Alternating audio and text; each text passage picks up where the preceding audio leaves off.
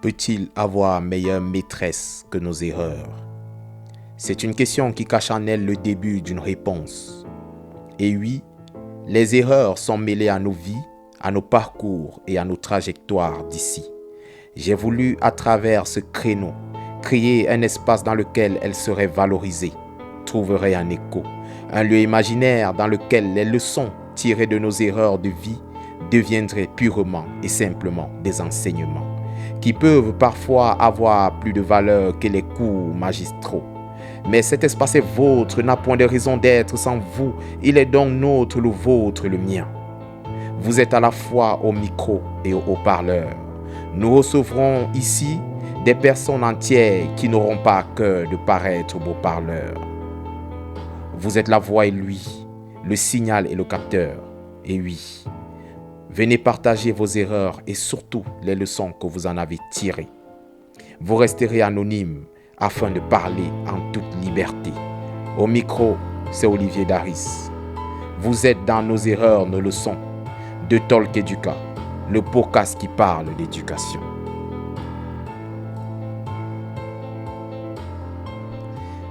Bienvenue à tous. Nous reprenons la deuxième partie de la capsule 1.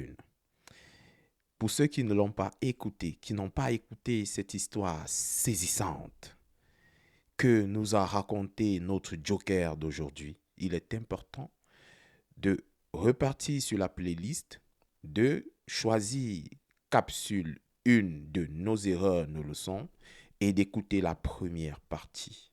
Parce que c'est une histoire incroyable, jonchée de rebondissements, jonchée de leçons, jonchée du recul d'une personne qui a fait des erreurs et qui finalement en a tiré les enrichissements les plus justes possibles. Écoutez la première partie et vous ne trouverez que cohérence avec la seconde. Nous allons aborder maintenant les leçons. Après le recul qu'elle a eu sur sa propre histoire, étant aujourd'hui maman, quelles sont les leçons qu'elle en tire et à quel point celles-ci peuvent être judicieuses et adaptées pour les jeunes filles qui pourraient se trouver dans la même situation ou bien qui pourraient anticiper leur expérience afin de ne pas refaire la même erreur. Merci. Ok. Donc je disais, quel est le conseil? Parce que là, pour le coup, c'est plutôt un conseil, mais tiré en fait de toi, ton vécu. Tu as cette jeune fille-là qui a 17 ans, qui est tombée enceinte comme toi, qui d'un côté en fait a la pression familiale, ayant vécu, suppose qu'elle ait le même bagage familial que le tien, ce bagage que tu nous as décrit. Et de l'autre côté en fait, un avenir qui subitement en fait devient incertain, qui se pose certainement la question, mais qu'est-ce que je vais devenir? Mais au-delà même de l'avenir, qu'est-ce que je vais faire de cet enfant qui peut-être ne sait pas s'en occuper, ne sait pas s'occuper d'un enfant? Qu'est-ce que tu lui dirais? Tu dirais à cette jeune dame-là? Tout d'abord d'assumer. Tout d'abord d'assumer. Parce que chez nous, on dit ça pousse pas derrière. Donc la grossesse, forcément, ça va se voir, ça va se savoir. Donc, assume. Ça sert à rien. On peut pas cacher un enfant. On peut pas cacher un enfant. Et quand tu vas assumer, tu vas voir en fait qui va t'épauler, qui va t'aider, qui sera là, qui va partir par la colère et tout ça. Mais au moins, quand tu vas assumer, là, ils vont revenir. Parce que moi, je me suis cachée et je suis restée dans mon silence. Ce qui fait que je comprends tout ce qui s'est passé. Mais ne sois pas dans le silence. Tu assumes et tu vas voir en fait. Qui sait, peut-être que tu te dis, ah, tes parents, ils seront énervés, ta famille sera énervée et tout. Mais ça se trouve que c'est eux, en fait, même qui vont t'aider vers la fin. C'est-à-dire que tu te dis que ton avenir est incertain, tu as tes études et tout, tralala. Mais en fait, non. Ça se trouve, c'est eux qui vont s'occuper de l'enfant pendant que tu vas à l'école. Tu vas revenir, tu reprends ton rôle. Enfin, c'est pas comme si tu abandonnes ton rôle de mère, mais tu continues. Tu t'occupes de ton enfant et tout ça, mais tu continues les études. Ou même si tu n'as personne, ça ne veut pas dire que ta vie, elle est gâchée. Hein. Franchement, j'en suis la preuve vivante. Ça ne veut pas dire que ta vie, elle est gâchée. Tu auras juste ajusté, en fait. Tu vas juste ajuster ça. Tu vas prendre le temps qu'il faut jusqu'à que l'enfant soit un peu grand.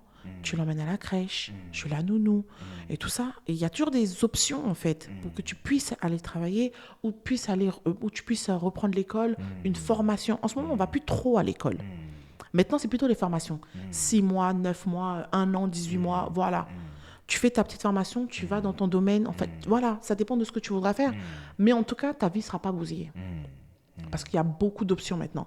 Et maintenant, dans cette génération, il y a beaucoup d'aides, même financièrement, te trouver un appart, te soutenir, t'aider à payer ton loyer, s'occuper de ton enfant finalement, où tu vas le garder, tu ne payeras pas 100%.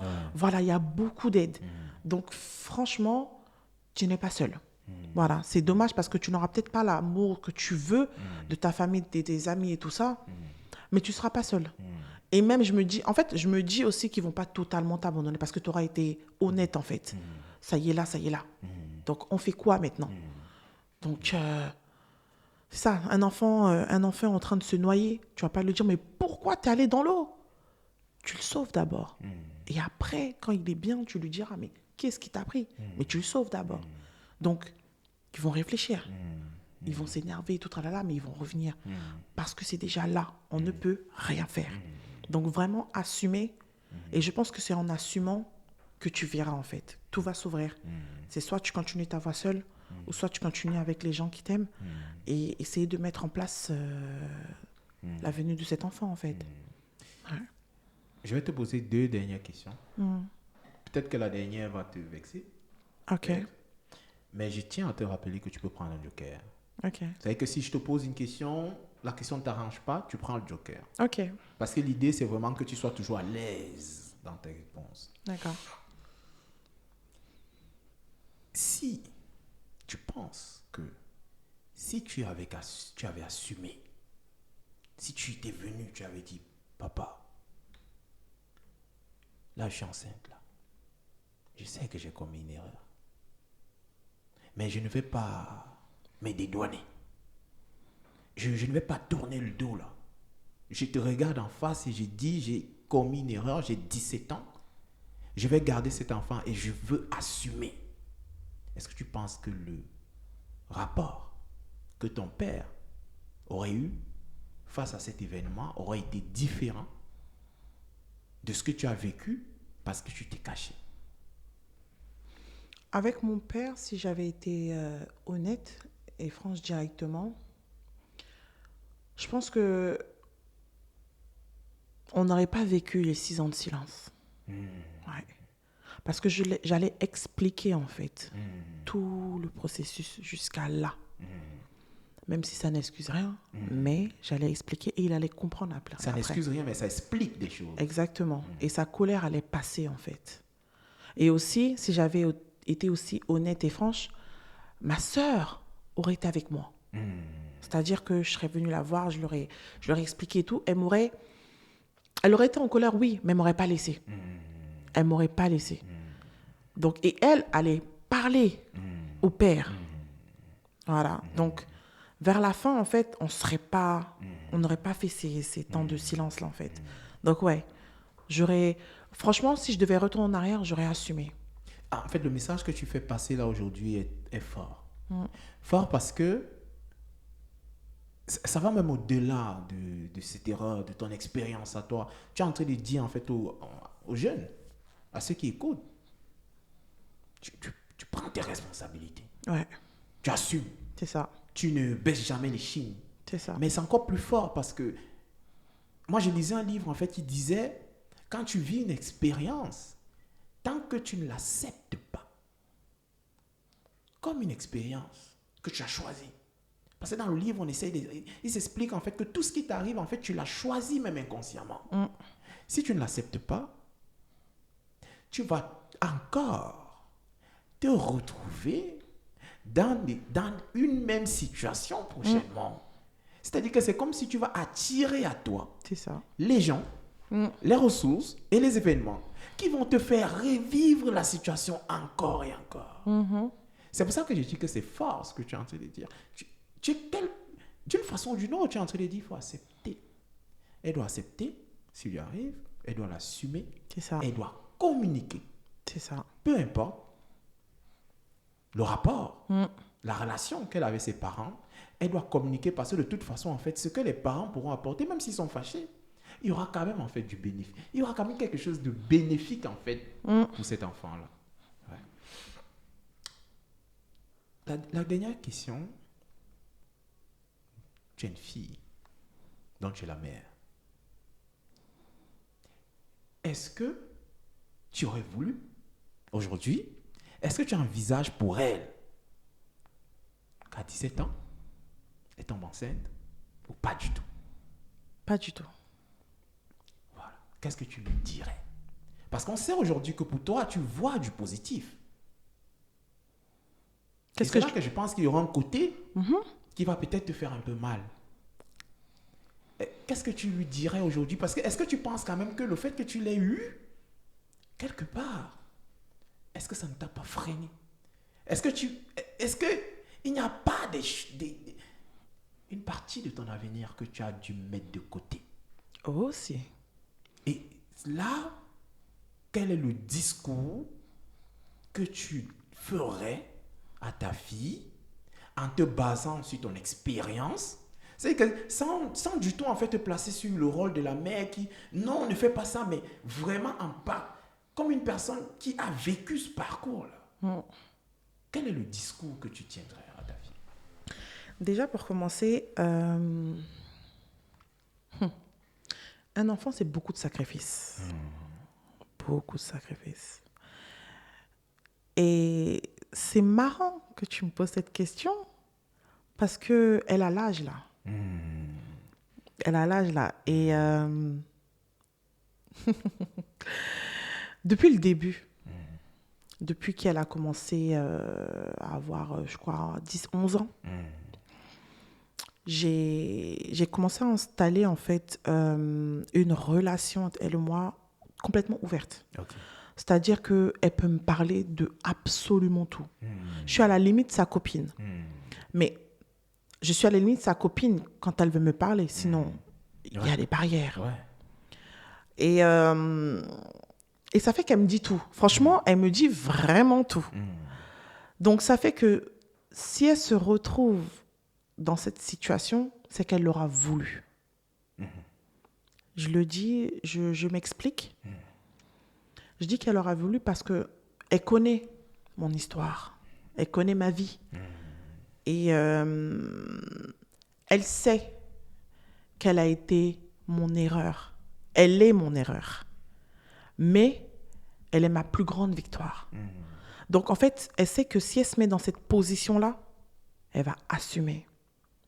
Parce que je ne serai pas le genre de mère, malgré que j'ai vécu ça, je ne serai pas le genre de mère où tu vas reproduire la même chose et t'attendre, parce que j'ai vécu ça, à avoir du soutien. C'est pas ce qui va se passer. De la même manière que j'ai vécu, mais pas dans le sens de foyer et tout ça, mais les responsabilités, là, tu vas les prendre seule. Ça, c'est... Ah, tu vas les prendre seule. Ça, c'est très fort. Ah oui. Tu vas les prendre seule. Là, on pouvait s'attendre à ce que... Non. Non, comme moi, je l'ai vécu. Non. En fait, tu es encore plus exigeante, même peut-être que ton propre Exactement, papa. Parce que j'ai vécu ça et je lui explique ce qu'il faut faire, ce qu'il ne faut pas faire. Pour ne pas reproduire mon erreur. Tu es jeune. Tu commences à connaître la vie. D'accord. Mais tu vas te protéger. Parce que sinon, tu vas te retrouver dans une merde. Et tu seras seul dans ta merde. Parce que c'est pas comme si je vais te foutre à la rue. Hein. Je vais pas faire comme mon père. Je vais pas te foutre à la rue. Mais je vais pas garder ton gosse. Non, tu seras là. Je serai Tu- là elle sans sera être là. peut-être là, mais en fait, elle va assumer son Exactement. rôle de mère Elle va assumer son rôle de mère. de A à Z. Si ton enfant n'a pas de couche, ne me regarde pas. Il n'a pas de lait, ne me regarde pas. Parce que tu connais ma vie. Et tu sais que ça, là, c'est ce que je ne veux pas du tout que tu aies dans ta vie. Parce que j'ai raté trop de choses. J'ai raté beaucoup de choses. Je lui dis, franchement, si tu me dis, là, si tu vas à l'université et tout, et que tu me dis, ah, maman, j'ai un week-end, on veut se faire un week-end en Espagne avec mes copines et tout, est-ce que tu peux me payer le billet? Je le fais sans même discuter. Parce que c'est des choses que je n'ai pas fait. C'est des choses que je n'ai pas... Aller en boîte de nuit, tout ça. Je suis allée en boîte de nuit la première fois, j'avais 25 ans. Sortir, faire des voyages avec mes copines, je ne l'ai jamais fait. Je ne suis jamais allée à la fac. Je ne suis jamais allée à l'université. Je ne connais pas les amphithéâtres. Je les ai connus par un homme que j'ai connu. Mais sinon, je ne connais pas ça. Je ne connais pas ça. Donc, ça fait que... J'ai envie de dire Amen. Là, non, là, c'est tellement fort. Ouais. Donc, ça fait que... Non. Je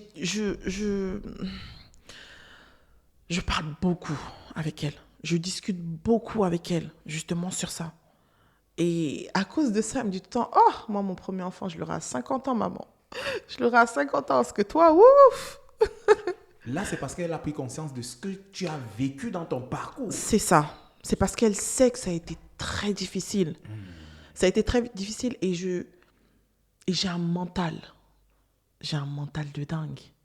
Parce que où tu vas penser que je vais échouer, là, je vais te prouver que tu as tort. Je déteste, mais vraiment, c'est un truc chez moi, je déteste quand on pense que je ne peux pas. Voilà, que je ne peux pas. Parce que tout le monde s'est dit que un enfant a un enfant. À 17 ans, tu es encore un enfant. Et tu as un enfant. Donc, un enfant a eu un enfant. Elle ne va pas réussir. Elle va faire quoi? Qui va s'occuper de l'enfant? Comment elle va faire? Non, non, non. Mais j'ai demandé l'aide de personne. Quand je dis personne, j'ai demandé l'aide de personne. Et tu es plutôt là, c'est parce que les gens ne peuvent pas te voir. Tu es plutôt là, magnifique, resplendissante, belle tenue, belle montre, belle coiffure. Ouais, ouais. Parce que vers la fin, faut pas... Tu n'es pas fanée. Non, non, non, je suis pas fanée. Parce que faut Tu pas nous se laisser... rappelles ton âge? Tu nous rappelles ton âge? 33 ans. Tu peux pas, en fait. Tu peux pas te laisser, te laisser aller. J'ai 33 ans, mais je marche à côté de ma fille de 16 ans. Tu te dis, mais... Non, je suis d'accord. On pense que je suis sa copine. Ouais. Je vais à l'école l'inscrire. Je suis allée au lycée l'inscrire. On m'a dit, mais madame, vous pouvez demander à sa mère de venir l'inscrire. Mais oh, je suis sa mère. Et non. Donc franchement, et elle a tellement une fierté en fait. Quand elle est avec moi, elle est tellement fière parce que ses amis, leurs parents, c'est des personnes qui sont, on va pas dire personnes âgées, hein, mais des personnes qui sont largement, qui peuvent être mes tontons et mes tatas en fait. Donc ça fait que je suis, dans tout son groupe, je suis la seule mère jeune avec qui en fait, elle peut discuter de tout. Et aussi mon air, c'est-à-dire les années où j'ai grandi, avec ces années maintenant là, il y a un peu de similitude.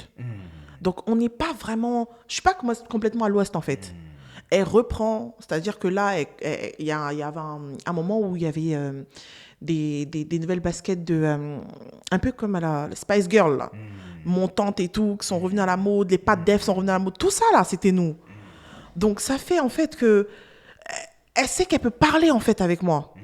Elle peut parler avec moi, elle dit des termes, les wesh et autres. Ma chérie, c'était nous. Donc ça fait qu'elle se sent tellement à l'aise de me parler.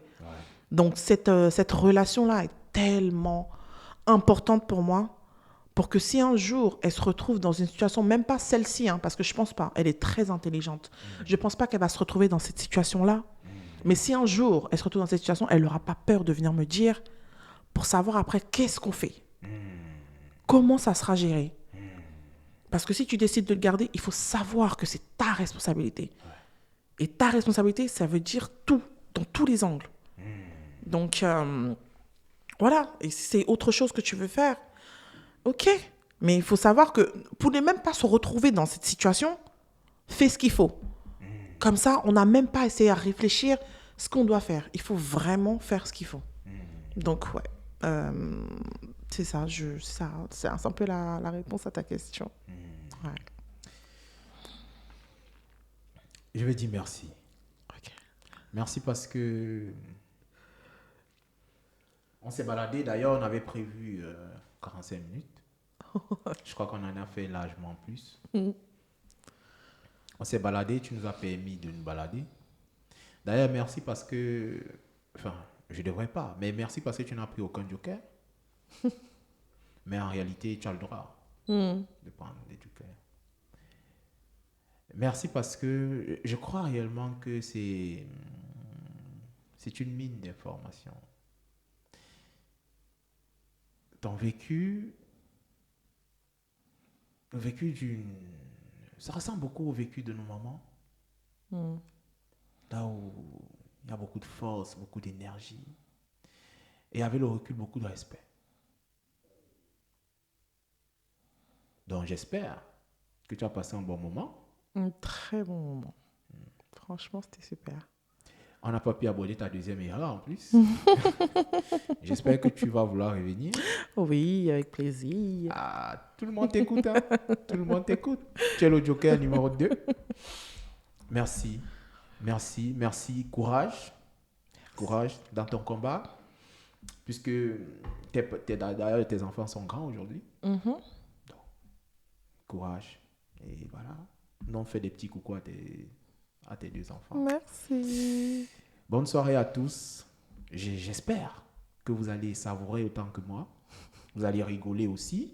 Et que parfois, il y aura des bribes, des moments qui vont vous rendre un peu triste parce que on a valsé un peu en fait au rythme en fait des expériences que tu as vécues et des émotions que tu as eues. Il y a des moments là où tu as paru un peu sévère là. Donc, j'espère que tout le monde va apprécier, va déguster, va écouter. J'espère que dans les commentaires, vous allez pouvoir réagir. Ceux qui ont vécu les mêmes expériences, vous allez nous partager vos leçons, les leçons que vous avez tirées et vos conseils aussi. Bonne soirée. Bonne soirée.